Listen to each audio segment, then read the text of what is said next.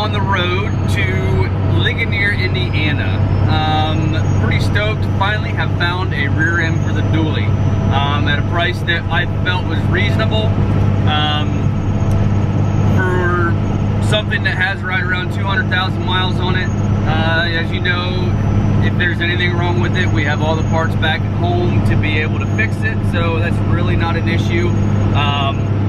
But I just didn't feel like paying the $1,000 that everybody wanted for rear ends that had, you know, a couple 300, 400,000 miles on it that I was finding. So pretty stoked I was able to find something. This listing has actually been on there probably, it said over a week. I found it on Marketplace on Facebook. And it's just one of those things, depending upon how you type it in, is how things come up. So it's actually a 03 that somebody is parting out. The only thing he has left is the chassis and the rear bed, or the bed. So we're gonna go over there and get this rear end picked up. He actually gracious enough to pull it how I wanted. He's left the springs on it. He left the e-brake cables on it. It's rotor to rotor with springs. I'm pretty stoked about that. So we're heading over to his place right now. He's got a small little yard over there that he buys vehicles and parts them out. So heading over there to get that picked up, and hopefully all is well.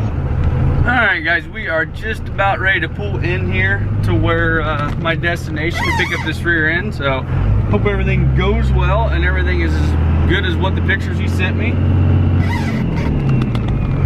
The destination is on your left. Arrived.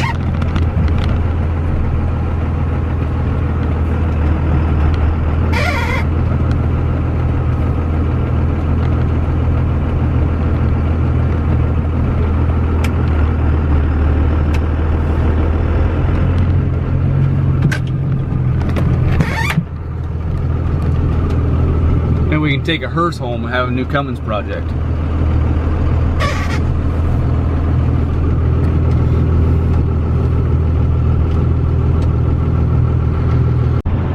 Well, the rear end is safe and sound in the back of the truck back there.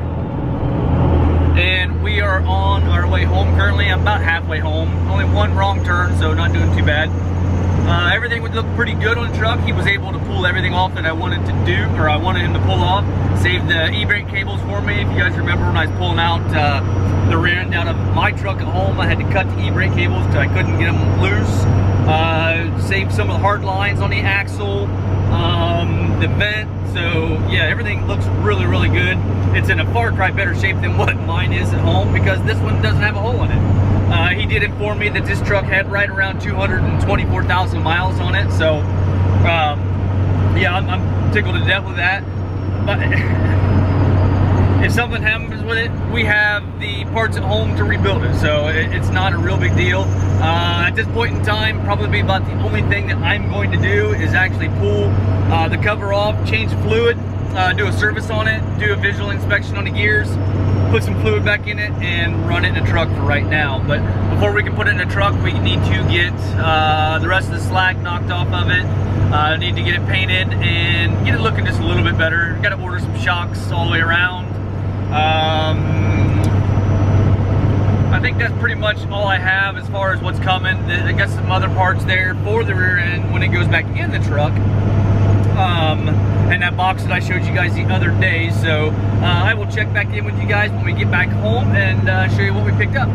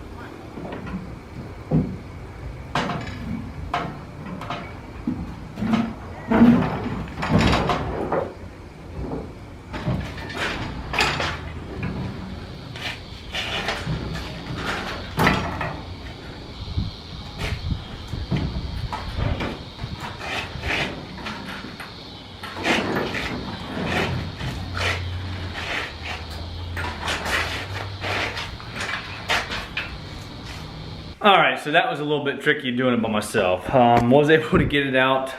Just a little bit of issues, trouble getting it past the bed rails. We put it in the back of my truck with a cherry picker too. I think I said earlier that his dad had left with the skid loader, so the only option we had was his cherry picker. But I don't think his was as long as what mine is. I was able to reach in there pretty good and lift it up and pull it out. It was just a little bit challenging because of the weight of it, getting it around the bed rails with the ends of the springs and stuff like that. It does weigh quite a bit more because the springs are on it. When I pulled mine out of the truck, the only thing I had on it was a tire. So probably right around the same weight, not certain, but lifting it that high to get it out of the bed of the truck was just a little bit sketchy for me by myself, but I managed. I tell you what, that cherry picker right there, that is the best $80, whoops, that's the best $80 I've spent, hands down. If you guys don't have one of those, I suggest going and getting one. If you want, I'll put a link in the description for Amazon Prime. It'll be there in just a few days. But here it is. It is an AMA 11.5. This come out of an 03 also. Quite a bit better shape than mine. This is an Indiana. This was an Indiana truck, so this come out of an Indiana rear end. It still does have just a little bit of slag on it. Not near as much and as thick as what mine come off. Right through here.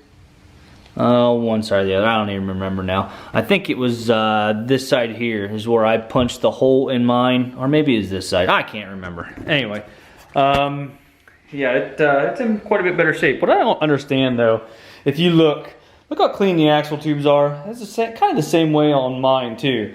But you get to that center casting and it is just rusted and crappy. I don't know. I don't know what's up. So we're gonna get this cleaned up. I don't know if we're gonna get a coat of paint thrown on this or not. We are gonna get the frame cleaned and finished cleaned and painted. But how many of you guys wanted to know what was in this box? I haven't opened it all the way. I just opened up the tape. It is something for the rear end build. If you remember, I asked you guys a while back, what was your opinion? Lift it or lower it? Well, I had a few of you comment, and the consensus was lower it. So I opted to lower it also. These are lowering shackles. These are supposed to drop it 2 inches compared to what it is. They kind of sit on there just like that. So that's supposed to be a 2-inch drop. These weren't real expensive. I'll put a link in the description for these also. I did pick these up from Amazon. You can see the difference. That'll probably be about a 2-inch drop. And then also I am going to pull out, now I'm wrong, I can't take out this bottom spacer. I forgot this alignment pin is actually welded or is part of this bottom plate. I'm not able to move it up to this overload spring, so I'm gonna have to leave this bottom plate in, but what I want to take out is this plate and this plate here, just to give it about another inch of drop, and then we'll kind of go from there and see how she sits. I wish I could take all three of those plates out, but if you look, it does have the centering pin, and then all the spring pack is bolted together with 2 bolts instead of 1 in the center like it is traditionally, and then your center one is your centering pin also. So for right now, we're only going to be able to take out these 2. I could take out one of these helper springs like I said before, but I'm not certain yet. The truck is on airbags, so it's not going to be a big deal if I take all these out. The only thing I will have to do is go get some shorter U-bolts. Now I have saw people take and just stack washers up on there. I could do that too, just to kind of get me down the road, but I'll just go and get some new U-bolts made. There is a place here in town that makes U-bolts, so I'll head over there. Maybe they'll let me take the camera in and show you guys how them U-bolts are made. It's pretty cool. I believe they're just cold rolled. Well, it's cold rolled rod, but but I believe they're just cold formed, and they thread them, and they're made right there per length. I think he said they're about 20 bucks a piece, so hopefully he'll let me bring the camera in, and we'll be able to see how those are made. I did get my new jack in over there. That's going to be coming up probably tomorrow. I'll unbox that and show you guys what I have chosen. So in the meantime, not very productive day. It is now dark outside, as you can see. When I got home, I had about 6 lawns I had to go mow, so I went and took care of those, and then I come home to get this unloaded. First I ate supper because, let's face it, we gotta eat. I was hungry.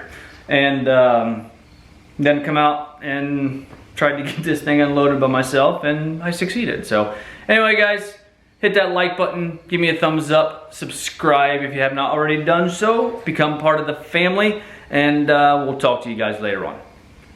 Bye-bye.